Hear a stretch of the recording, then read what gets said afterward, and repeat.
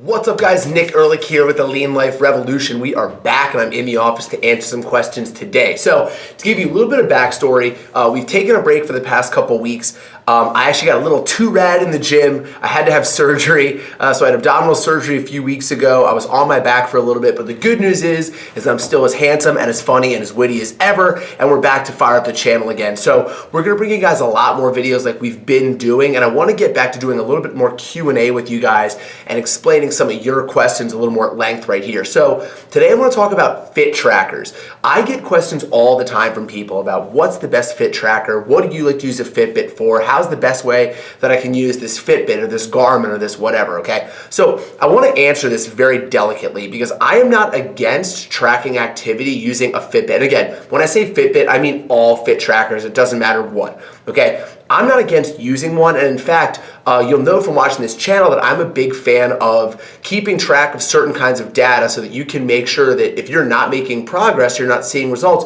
you can track it back to something, right? But my problem with fit trackers and Fitbits is this, okay? You're seeing this thing in the gym where people are getting more and more obsessed with checking their Fitbit every couple minutes. You know what I mean? Am I in the right heart rate zone? Am I in my target zone? Have I tracked enough calories? Whatever, blah, blah, blah, right? And think about this. The gym is one of the few places that is left in our current day-to-day society where we are not driven by devices. You know what I mean? In every other aspect of our lives, we have computers and tablets and smartphones. I mean, look, you're watching this right now, right? So many other facets of our life are dictated by devices where we no longer have to kind of pilot ourselves because we have it laid out for us, right?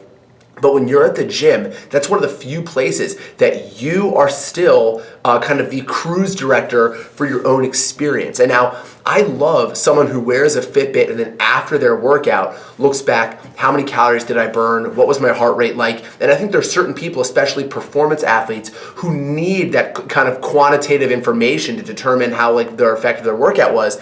But I think for most of us, what I would rather see people doing is focusing on pushing themselves all the time, making sure that they're always a little bit out of breath, or they're always a little bit sweaty, or they're always a little bit uncomfortable, or even a little bit nauseous. And they're doing that on a perceived exertion scale, not by tracking their heart rate on a watch. You know, I think that some of these studios that are all driven by heart rate monitors, the problem is that you have people running around the entire time and all everyone's doing is looking down at this tracker to determine where they are. You don't need a watch to tell you if you're working hard. You can determine that. Is your heart beating fast? Are you sweating? Are you out of breath? Do you feel exhausted? I would rather see people get really good at tracking those things instead of having to go to this thing on their wrist to tell them whether or not they're working hard. Because a Fitbit's not going to tell you if you used more weight today than you did last time. It's not going to tell you if you could do more push-ups or more pull-ups than you could do last time. It's not going to tell you if you went to a new incline or a new speed on your treadmill that you've never gone before. No, you're going to tell yourself that because you're going to be present in your workout. You know, maybe your Fitbit will tell you, oh, your heart rate went up